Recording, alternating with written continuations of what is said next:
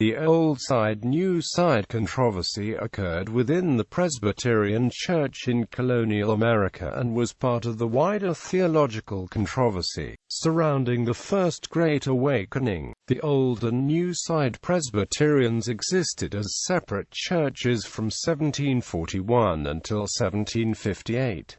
The name of Old Side, New Side is usually meant as specifically referring to the Presbyterian Church. When one is referring to the debate as a whole, Old and New Light is usually used. History. Background. As the first Presbyterian colonists began arriving in the Middle Colonies in the late 17th and early 18th centuries, the Presbyterian Church was organized from the ground up. America's first presbytery, the Presbytery of Philadelphia, was created in 1706, and initially consisted of 7 congregations. As Scottish and Scotch-Irish immigrants to the American colonies in the early 18th century swelled the number of Presbyterians in the colonies, the number of congregations grew rapidly throughout this period, and it soon became apparent that all the congregations could not be accommodated within a single presbytery. As such, in 1717, at a meeting at Southampton, New York, the colony's first synod, designated the Synod of Philadelphia, was formed. The Synod of Philadelphia was initially divided into 4 presbyteries: the Long Island Presbytery, the Presbytery of Philadelphia, the Newcastle Presbytery, and the Presbytery of Snow Hill. It is unclear when the trouble and differences arose in the Synod of Philadelphia. What is agreed is that by 1737 trouble was undeniable. That year the Synod passed several acts of importance. The first was one forbidding the practice of itinerant preaching by requiring permission from the governing presbytery to agree to the traveling minister. The second was the requiring of a college diploma prior to a candidate being taken on trials for the ministry. For those unable to go to college, 2 committees were set up who would examine the candidate and certify them as ready for trials or not. These first 2 acts seem aimed at those who supported the First Great Awakening. Gilbert Tennant specifically thought the act about college diplomas was directed at his father, who founded William Tennant's Log College, from which the majority of early Awakening supporters graduated. The third act of that year created the Presbytery of New Brunswick. This presbytery was controlled by pro-Awakening men, who would be called the New Side. It was the first presbytery controlled by the New Side. Those who opposed the Awakening would come to be called the Old Side. In 1739, the New Brunswick Presbytery presented a defense of the licensing John Rowland, entitled An Apology of the Presbytery of New Brunswick, against the Education Act of 1737, as Rowland had no diploma, as his only place of training was the Log College. The Synod considered the apology, but rejected it and upheld the 1737 Act. To this a protest was entered by Gilbert Tennant and other New Side adherents. This protest was renewed the next year and joined by more New Side ministers. This time the Synod agreed to repeal the Act. No permanent solution was reached.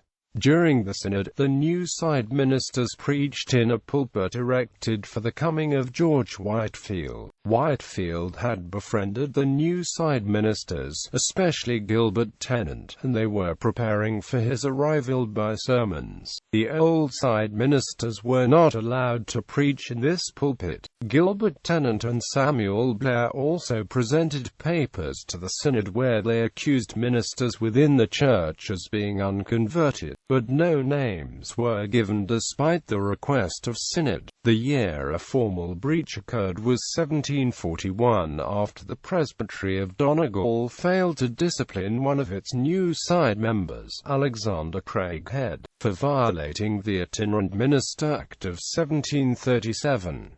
He had preached in the pulpit of Francis Allison without permission. Allison tried to get a trial against Craighead at Synod, but nothing would come of it, as the New Side ministers would not allow it. Craighead read papers in his defense, and the New Side presented charges against John Thompson, a leading minister of the Old Side. Finally, on June 1, Robert Cross presented a protest against the actions of the New Side. The protest was signed by the leading Old Side ministers, including John Thompson and Francis Allison. The New Side ministers and elders requested a vote to see who was in the majority. The Old Side ministers were in the majority, and the New Side ministers withdrew and formed the conjunct presbytery. The Old Side ministers continued as the Synod of Philadelphia. The entire presbytery of New York was absent from the Synod of 1741, probably in hopes of avoiding taking sides.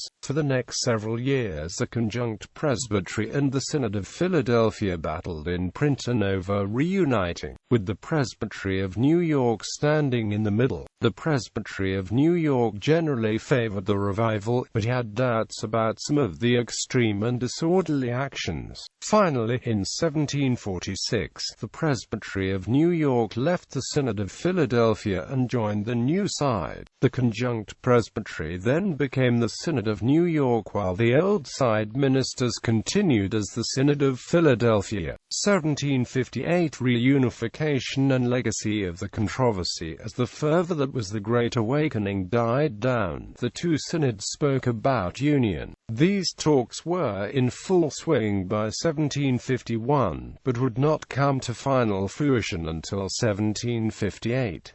On May 29, 1758 at 3 p.m., the two synods unanimously decided to unite, forming the Synod of New York and Philadelphia. The factions of the Old Side and New Side did not die down. The Synod of New York had 72 ministers in 1758 when it merged with the Synod of Philadelphia, which had only a little over 20. Thus, the New Side doctrine was imposed upon the presbyteries and became the rule of the Synod. By 1762, disagreement over the plan of union and examination of candidates for the ministry had erupted at Synod. The Old Side did not inquire into the candidate's experience to determine his acquaintance with religion, and the New Side minister had done so. The Synod decided to leave it up to each presbytery on whether or not to question candidates in such a manner. That year they also created a second presbytery of Philadelphia, which was clearly done on a theological split, not a geographical one. In 1765, the Old Side-controlled presbytery of Donegal was split into multiple presbyteries. On account of this perceived violation of the rights and the plan of union, the Old Side members of the presbytery of Donegal withdrew from Synod and reverses John Ewing and Alexander McDowell, both Old Side ministers, protested the decision of Synod to split Donegal. In the end, the outbreak of the Revolutionary War took center stage, and by the end of the war the Synod of New York and Philadelphia dissolved, and in 1788 the First General Assembly was formed. Differences. There are three main areas of disagreement between the New Side and the Old Side. These are the three areas enumerated in the 7 points of the protestation of 1741 made by the Old Side ministers. 1. Philosophy of ecclesiastical government. Points 1 and 2 of the protest deal with government. The Old Side believed the Synod was a higher court than the presbyteries, and had legislative powers. The New Side believed the Synod was a higher court, but had only advisory powers.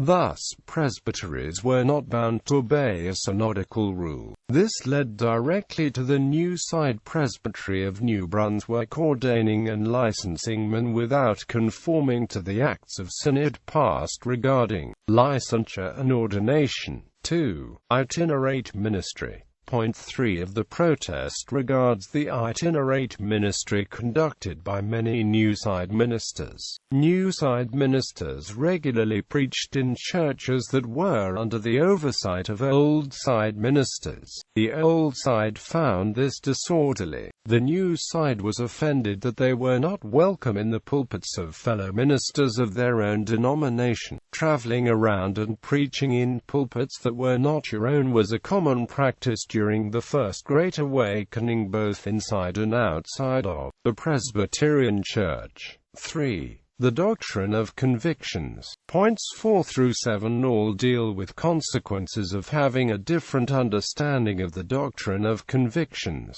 The Old Side ministers accused the New Side ministers of rashly condemning other Presbyterian ministers as unconverted, of teaching that regularly ordained ministers could do no spiritual good if they were unconverted, of preaching the errors of the law, and of requiring a conversion narrative and being able to judge the gracious state of an individual by the narrative. The New Side condemned the Old Side for not requiring narratives or preaching the terrors of the law. Gilbert Tennant at least believed that some ministers were unconverted and that people should not sit under the ministry of an unconverted minister. This comes from his famous sermon, Dangers of an Unconverted Ministry.